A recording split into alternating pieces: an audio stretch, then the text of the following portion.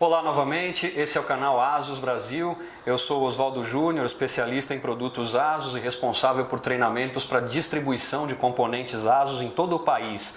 Retomando nossas conversas sobre motherboards, hoje nós vamos falar sobre as placas H81MA e H81MC, que são as placas de entrada da ASUS para a plataforma de soquete 1150. Essas são as primeiras opções para processadores derivados da arquitetura de quarta geração da Intel, ok? É importante lembrar que quando nós falamos das placas básicas para processadores de terceira geração, essas placas são baseadas em chipset H61. Né? Vocês lembram? Soquete 1155, H61. Quando nós partimos para a quarta geração, nós temos as placas básicas com chipset H81. Esse chipset, apesar de básico, é mais novo, ele traz uma série de tecnologias que não estão presentes nas placas com chipset H61, ok? Então, falando sobre esses modelos específicos, sobre a placa H81MA, essa é a mais sofisticada das duas, né, que tem um conjunto um pouco mais elaborado. Alguns pontos importantes que vale lembrar: essa placa tem duas portas USB 3, ela tem a pinagem para que se adicione mais 4 portas USB 2 que podem ser usadas como portas frontais, e na parte traseira da placa, além das duas portas USB 3, ela tem mais 4 portas USB 2. Então pode-se chegar a ter até 8 portas USB nessa placa-mãe, ok?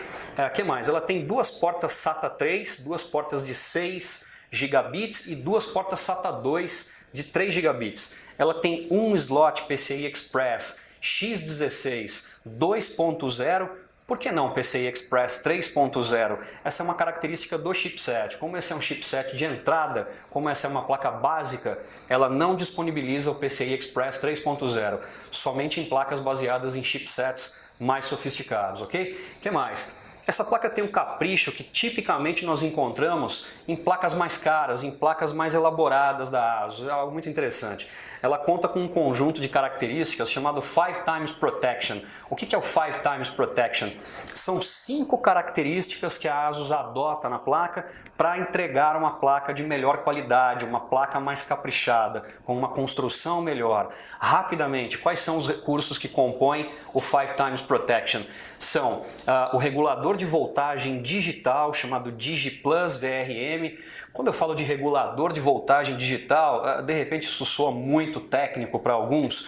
Traduzindo isso, é só lembrarmos o seguinte: o regulador de voltagem é o componente na placa que dá energia para o processador. Inclusive o regulador digital dessa placa tem 3 mais uma fases, 3 fases para o processador, uma fase para as memórias. Bom, traduzindo a questão do regulador digital, pensem na seguinte ideia: uma vez que os componentes que dão energia para o processador adotam um projeto digital, chega para o processador um sinal elétrico mais limpo, um sinal elétrico mais estável.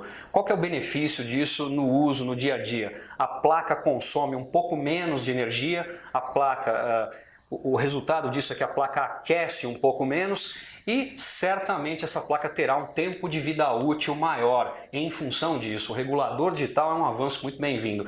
Geralmente nós encontrávamos isso até pouco tempo em placas mais sofisticadas, em placas mais caras. Mais recentemente a ASUS passou a disponibilizar esse detalhe também em algumas das placas de entrada. Nesse caso, o regulador digital é um dos itens do 5 Times Protection. Então, regulador digital, o que mais? Dentro desse conjunto, existe um fusível rearmável que protege as memórias contra curtos-circuitos ou, por exemplo, num cenário em que entre um pico de energia na placa-mãe, uma falha da rede, um raio, coisa do gênero. No momento em que esse pico de energia entra na placa, esse fusível desarma e não permite que as memórias sejam danificadas. Caso se cometa um erro de montagem, as memórias fiquem mal encaixadas e isso leve a um curto, também o fusível desarma e protege as memórias, não deixa que as memórias sejam danificadas. Então, regulador de voltagem, proteção para as memórias. Todos os capacitores dessa placa são capacitores sólidos, que têm um tempo de vida útil muito maior do que os capacitores tradicionais, suportam temperaturas de operação muito maiores. o espelho traseiro, aquela lâmina metálica que vai atrás do gabinete, nas placas que tem o 5 times protection, ele é construído de aço inoxidável e essa placa também tem proteção contra descarga eletrostática para proteger as portas atrás da placa. Inclusive, essa placa disponibiliza portas DVI e HDMI, não só para essas portas, mas também para a entrada de rede, para os conectores do áudio. Existem na placa uma série de circuitos atrás das portas que puxam uma eventual descarga eletrostática e não deixem que as portas queimem. Por exemplo, aquelas histórias que nós ouvimos de que alguém espetou um pendrive numa porta USB e por alguma razão a porta queimou. Muitas vezes o usuário não faz ideia do que aconteceu, mas foi uma descarga eletrostática que levou a isso. Essa placa tem proteção para que as portas não sejam danificadas nesse cenário, ok? Então, esses são os itens que compõem o 5 times protection, é um capricho muito bem-vindo. O que mais que é importante lembrarmos aqui? Essa placa também tem pinagem para receber um componente chamado TPM. O TPM é o Trusted Platform Module, ou módulo de plataforma confiável. Esse é um chip fortemente voltado para questões de segurança. Aqui no Brasil, vende-se bastante placa-mãe com o TPM para bancos, instituições financeiras, governo procura muito isso em licitações. O que esse chip faz? Uma vez que você tenha software capaz de usá-lo no PC, esse chip cria uma área protegida, ok, por criptografia forte, onde são manipulados as suas chaves criptográficas, os seus certificados digitais e as suas senhas. O TPM é algo muito importante para essas empresas que eu mencionei. E não só elas têm se interessado pelo TPM nos últimos tempos. Tem surgido empresas também de menor porte perguntando pelo TPM. Ok? Então, além desses itens que eu mencionei, existe um outro ponto que é muito interessante. Eu tenho certeza que esse é um dos pontos que mais vai chamar a atenção com relação à H81MA. Essa placa faz parte de um grupo que oferece agora, né, a ASUS começou esse trabalho há pouco tempo, ela disponibilizou placas básicas que oferecem a possibilidade de overclock. Okay? O nome dessa iniciativa é Mainstream Overclock. O que eu quero dizer com isso? Quando eu falo mainstream são as placas de volume, as placas medianas que vendem bastante. Não me refiro a placas super caras voltadas para nichos específicos, placas de volume. Então, Mainstream Overclock. Eu tenho certeza que muitos de vocês estão acostumados a associar overclock a placas como a Z97M Plus, sobre a qual nós falamos recentemente aqui no canal ASUS. Geralmente overclock está disponível em placas baseadas em chipsets Z97, mais recentemente agora no X99, são essas tipicamente as placas voltadas para os entusiastas de overclock. Porém, reparem, essa placa oferece a possibilidade de overclock somente alterando-se os multiplicadores do processador. Como ela é uma placa básica, ela não me dá recursos para alterar o base clock, a frequência base, aquele sinal BCLK lá no BIOS, por exemplo. Okay? Eu não altero a frequência base, que é uma coisa que existe nas placas Z, nas placas X99. Aqui eu só altero o multiplicador do processador. Ok, apesar de eu ter essa limitação, uma coisa que é muito impressionante, aqui no laboratório da ASUS, o Gilberto Takatsu, que é o nosso especialista, muito mais técnico, né, realmente de alto nível, ele teve a oportunidade de fazer um teste nessa placa com o processador Pentium G3258. Muito rapidamente, para quem não conhece o Pentium G3258, recomendo, pesquisem. É um processador que é possível comprar na ponta como consumidor final a menos de R$250 hoje. Ele é uma edição de aniversário do Pentium. A Intel chama ele de edição de 20 anos, né? Edição de aniversário de 20 anos do processador Pentium G3258. Ele é o único Pentium na história que tem os multiplicadores destravados. É possível fazer overclock com esse Pentium. Um conjunto barato, com por exemplo a H81MA e um Pentium G3258.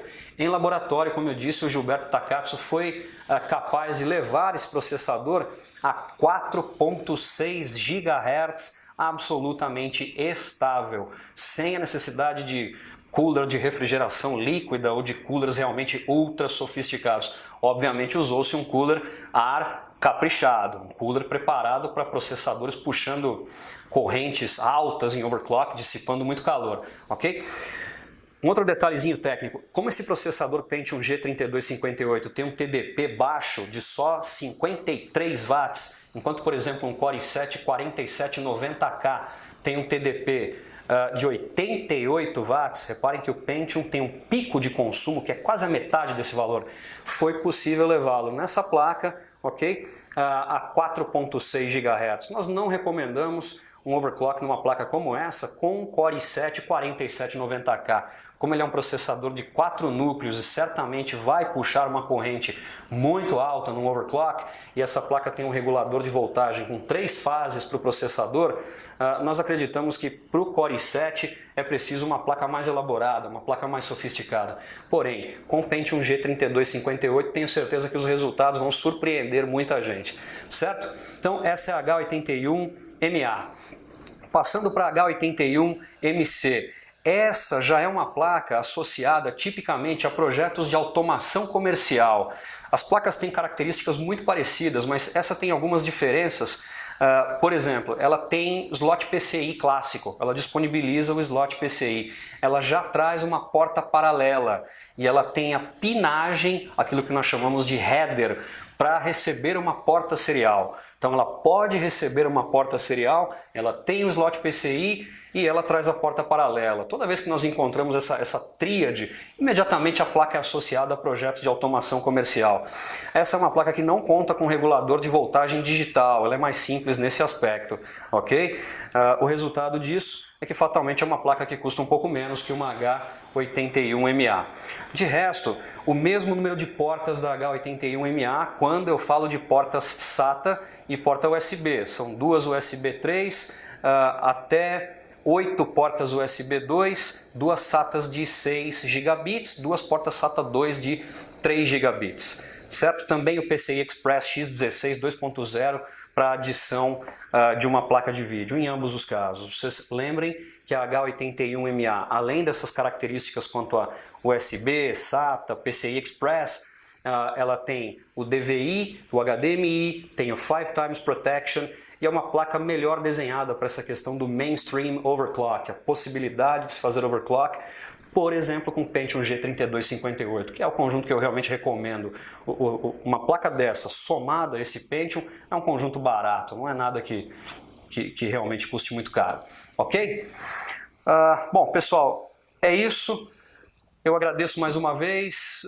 Novamente, peço que vocês se inscrevam no nosso canal, no canal ASUS Brasil, postem suas dúvidas, suas perguntas, lancem seus feedbacks, eles são muito bem-vindos. Nós retornamos em breve para conversarmos sobre outras placas, ok? Obrigado novamente e até breve.